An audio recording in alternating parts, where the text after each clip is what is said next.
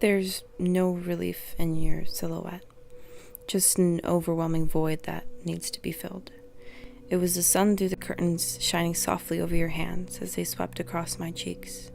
I couldn't bring myself to forget about you. You were in everything.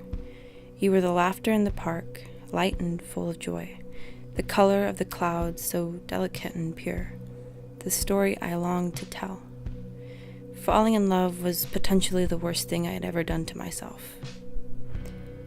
When you fall in love for the first time, you'll always know, because time loses its balance. Your heart starts humming a new language throughout your body. You speak in tongues of passion and gentleness, a gentleness you will take advantage of because your mind is buzzing. All you see is the vibrancy of red. Suddenly, you know exactly where to lay your hands. The empty spots in every finger now have a little playmate. I gave myself to be discovered. I love the way you speak. The sing-song tone of your voice, laced with your slightly plump lips, so sweet. I can almost always taste the summer smudged on your cheeks, because I cannot help myself to the sweetness, to the sunlight, to the warmth of your eyes. A red, a brown, tangled in your curly locks, the color of moonlight. In between my frost-bitten fingers, I am lost in you. I am completely aware of the way your lips sculpt my neck. I am tempted to move into your collarbones, to tuck away under your eyelashes. You make homes out of people and expect your residency to be made permanent. Love makes you feel like you have a home, until you don't. When the eviction notice comes in, you don't know how to pack your bags. I still remember talking about running away with her hair tucked behind her ears, scraped knees taking us into the woods, in search of a home, or maybe a simple solace. You bring me home. I had always had a tendency to leave my heart on park benches, backpack suitcases, quiet bookstores, cracked pavements, backs of classrooms, journals abandoned before they ever got finished. So many crevices, broken buildings, beckoning books, places I could always find a certain materialistic comfort. A placeholder before I got to you. Sometimes your arms got too cold, and you'd always complain when they got sore. It makes me think, is home supposed to make you feel guilty for being homesick? I always ask about you. Maybe because I haven't found anyone as interesting or as enticing as you. Maybe because we didn't wonder why we kept coming back to each other, why we pretended to be lovers when we were just friends. We misread our bodies only to realize we'd forgotten how to speak. We danced like two people who had just now discovered the art of rhythm.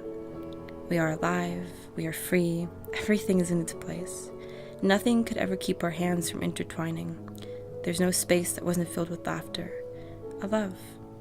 It was that simple and happy.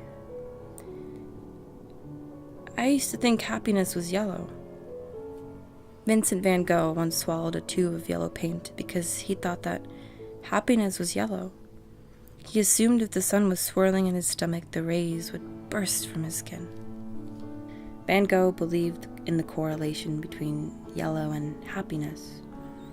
But like he and many others figured out, happiness comes in many colors. Happiness is just not yellow. It is the red we feel when we fall in love. It is white when we are in between the sheets, laughing and forgetting the world. It is green when our excitement spills from the corners of our mouths. It is purple when we're lustful for not just a connection between lover and lover, but lustful for the unfathomable beauty of gardens teeming with life. Happiness is colorful. Happiness is colorless. Maybe when Van Gogh digested the paint, he realized how toxic we become in creating our own happiness.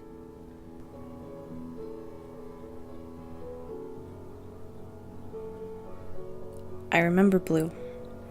You were always blue. Like Pablo Picasso, you were my blue period. My sad long nights, my endless streams of tears, my heartbroken white lies. You taught me it was okay to lie, and to lie often. Our love was such a beautiful art. I suppose art is most beautiful when it's broken. You taught me that the best way was to not say it at all. You taught me to just leave all ends frayed. Taught me that sometimes loose ends need to be burnt. You taught me to apologize 1,000 times, even if none of them counted. Maybe I could have saved you. Everything happens for a reason, I used to say. I used to think things flow out of you like a gentle stream. No. I can't keep letting you show up in my life when it is most convenient. Speaking to you is like yelling in an empty room. What's the point? Loving you was like lighting myself on fire. It was dangerous but exhilarating. I loved how badly I got burnt. How easy it was to just jump right back in. I just wanted it to keep going. I threw everything in and you still burnt out. Your eyes now a black charred coal color, powering the coal train that is your body. Me, the damsel on the tracks, begging you to take me with you. In this story, tsunamis aren't capable of apologizing after destroying entire cities. So please stop saying you're sorry. You've got better things to do. Because when the going got tough, you went going, and I didn't get very tough. I still have things to say, like I never said the two after I love you because two implies an agreement, and we can both agree I'm too stubborn to admit that you came anywhere near loving me as I loved you. The best conversation we had ever had happened when you were asleep. Simple and happy. I took time to encapsulate you in my mind as you slept. An artist careful not to break the muse. Other days the blinds would just shift and I wondered if I too was simply just there for you. There's sunrise to remind you it all starts again. Sometimes they're the one who got away. The one who stumbled his apologies, stumbled out of your heart. Angry, spiteful, and half in love. If you love someone, let them go. It is not that simple sometimes. I don't know if whoever said that had ever fallen in love with someone as they began walking out the door. You said this was just a pause. Something you could just stop in the middle. You said you couldn't love someone who couldn't love themselves. I love myself like rain in the desert. Just enough to survive. That was not enough for your rainforest heart. To you, I was a liability. You made sure to cushion your fall. Make sure that when you crashed there was no broken bones. Didn't account for the broken heart you left in the wreckage. That being said, I have little to no inkling as to who I am. What matters is who I will be. One day these stories won't be about you. Maybe then you'll miss that someone actually cared enough to write about you. Maybe years from now you'll beg for forgiveness. Could I begin to trust you again? Some nights I say no. Other nights you hold the matches, inviting me to burn, and I take them every time. I no longer cared about the strings. I yanked them as hard as I could, as many as my hands could grasp, pulling, ripping, just trying to get it out, all of it. Like elastic, they snapped. So much tension relieved. I kept going. No more strings, no more me for you to hold on to.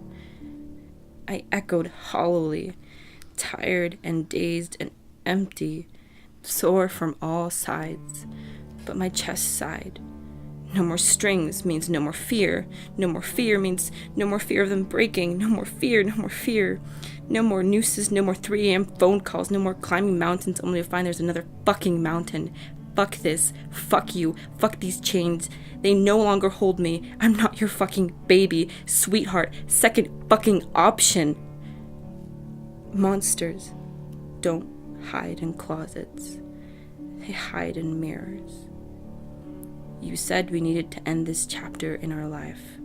How easy it has become for you to end things at their start. The day I stopped writing about you is the day that I have stopped trying to live with you. And that day is now. She is built from kindness, from satin, a softness that is so unwaveringly hers, purity, innocence, an essence so golden she rivals the morning sun. She is a warrior. She's a timekeeper. She's a secret keeper. She's most definitely not yours. I have no apologies here for you, if that's what you're looking for. I have no love left to give, if that's what you're looking for. I have no remorse, regret, nostalgia, if that's what you're looking for. I have no hands for you to hold, if that's what you're looking for. I have no way for you to come back, if that's what you're looking for. You'll always be the best friend I once had, but I am the sea. I refuse to come back to an empty shoreline. I find comedy in words you so lacked, all the way to your unanswered messages.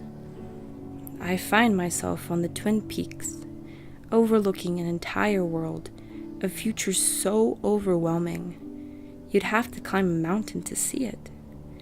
Yet these spaces in between my fingers are empty. I am filling them with hope, and that's what I'm looking for.